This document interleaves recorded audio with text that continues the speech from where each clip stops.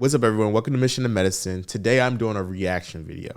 So, I've been coming across a lot of great content on TikTok that I just feel are so personable, so relatable, and I would just love to do reaction to them and find these creators who are just making content that is just so specific to what I'm going through right now as a medical student. I feel like if you're a medical student or a pre-med student, you can also probably relate to this as well. Today, I'm going to be watching Alicia. She is a third-year medical student. She basically just found out her surgical rotation schedule as she's moving on to clinical rotations. And so we're going to watch her go through her explaining her list.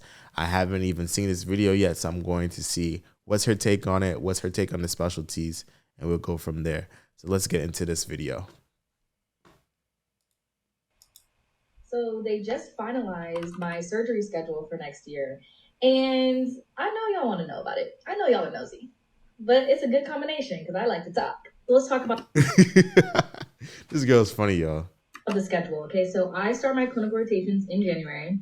I start on surgery. Everyone knows this. The actual surgery block itself is 12 weeks long, but it's broken up into like a lot of different parts. So these are the parts that I'm doing, like the order I'm doing.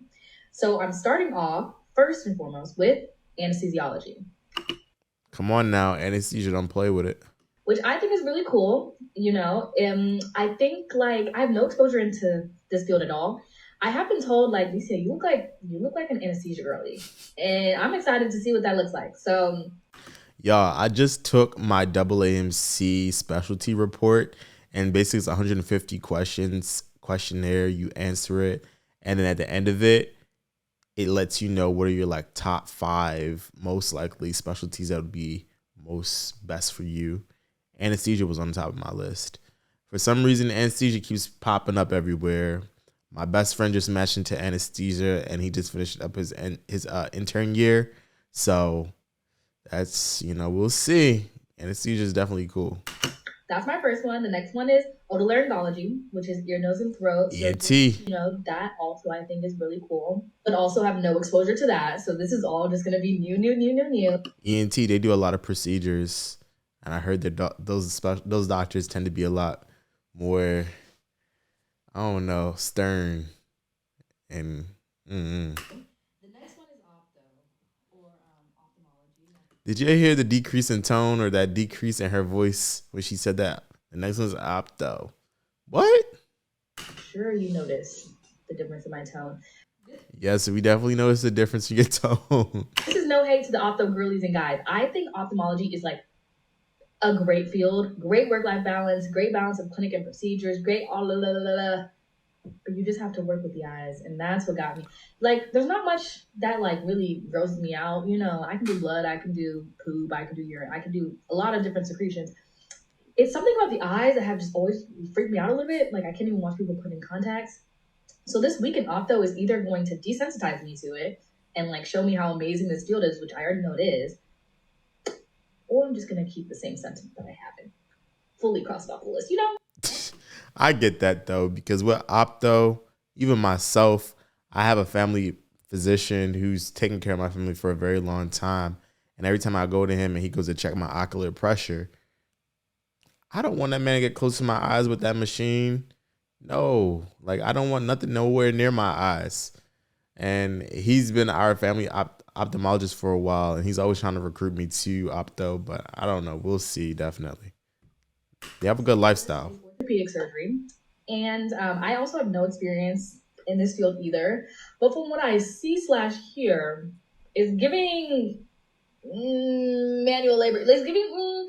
Hold like, up now. Don't come in there with like the bone saw. They really be in there just. Don't come for ortho like that now, Alicia. What you talking about manual labor? You know what I mean? I mean, I guess it is very physical. We are helping people get back. I mean, not we, but they are helping people get back to their physical mobility. I mean, I like ortho, as you can tell. Like, ortho is my jam. But, okay. I think it'll be a cool experience. Like, everyone who does clinical year goes through all of those rotations. Those are called like O's and A's of surgery. So everybody does those. These next few things are surgery, like subspecialty things. And so we had to rank a list of this to see like which specialty we're going to do, because there's so many surgery subspecialties. So like not everyone is doing these next 2 that I'm going to say. So my first for the specialty weeks is urology, which I think is going to be very interesting. Urologists, for anyone who doesn't know, are doctors that focus on like the urinary tract, Yeah. really, and also the reproductive system of males. So I'm expecting a lot of peni, scrotums, a lot of penis jokes. I do think it's going to be an interesting rotation though, because I think it's one of those specialties that fits into my like really good mix of like clinic and procedures and good work-life balance. And so we're gonna see what it's talking about. We're gonna see. They assigned it to me, so I have no choice but to see. You know what I'm saying? I heard that a lot of urologists have a really good sense of humor, very personable doctors. She could definitely fit that bill. So, The next one that I have, the next one I have is SICU.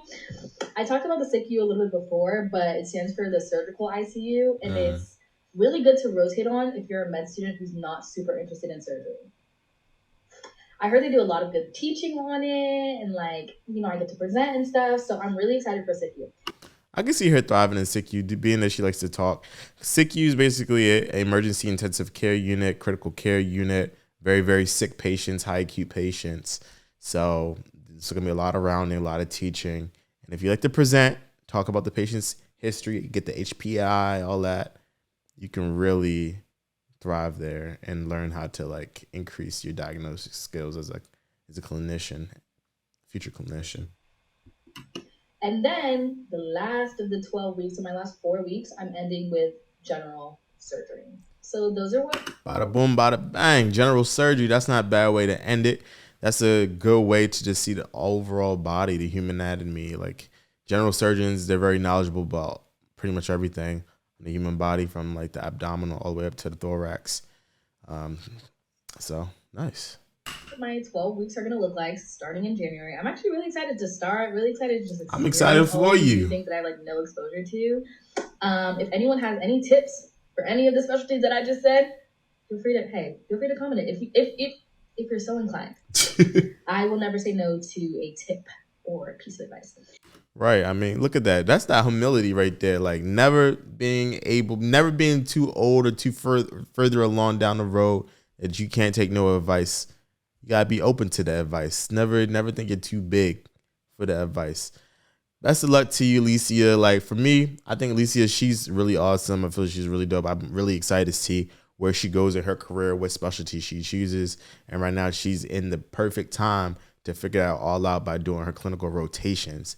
I hope you all enjoyed this video. Please like and subscribe, share it with a friend. Comment down below. Let me know if you have any questions. And remember, it's not a marathon nor a sprint. It's a mission to medicine. Peace. But yeah, that's it. I'm super excited. So